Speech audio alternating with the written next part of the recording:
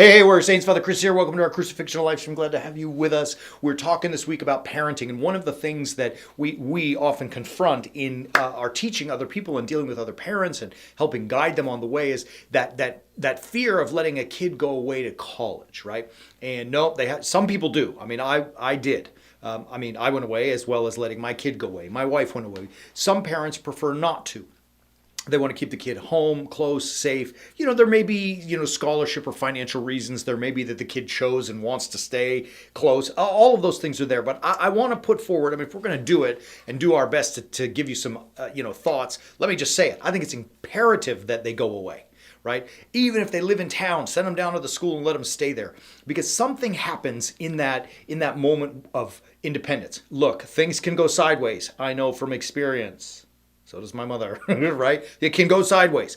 But there's something powerful about it. And I was thinking about, if you imagine in your mind every story that you know, they all follow the pattern. There's a hero who he or she wants something, and then there's a bad guy that's trying to prevent them. And in order to overcome the bad guy's prohibitions, they have to leave the known world and go out into the world. Luke Skywalker left Tatooine to go fight the dark side and Vader.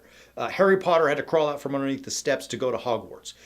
Katniss had to leave her district to go fight in the Hunger Games, right? Frodo had to leave the Shire to go out and, win the battle against Mordor and evil Sauron, right? You have to go out so that you can find, victory through the oppression, bad guy monsters that are coming after us, right? I think it's important that we do that. That line follows, that storyline that is followed in stories is because it's inherent within us, right? We like stories all to be the same because it's what's in our DNA. And so I encourage you, look, if you're going to send your kid out into the world, and you may choose not to, it's not me to tell you what to do. I'm just offering you one way and hope that you do it.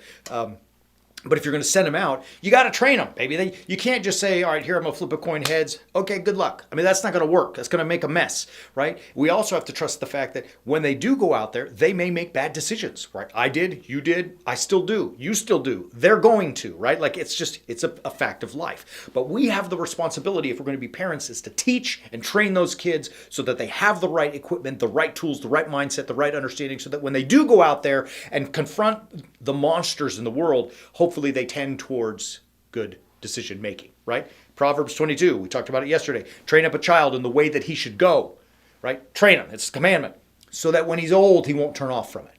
Like I said, doesn't mean that every kid that does it is not going to turn off. Some of us did, some of us do it again, okay. But if you don't give that to them, if you don't train them, they're going to go off no problem. You understand? So it's your responsibility. It's your duty as the parent who loves them, but also as one to whom God has entrusted them to do the business, right? Now, in order to do that, you've got to know the business. And we're going to talk about this tomorrow in our live stream. But at warriorsaints.org, we have taught to the best of our ability the business. And by that we mean we teach Understanding the Bible. That's our first series. What are we doing? We're talking about Genesis. We're talking about Matthew. We're now working on Ezekiel. And we're going to teach all the Bible in clear, understandable ways. So you want to learn the word that you got to give to the people, which you'll see tomorrow is the most important thing.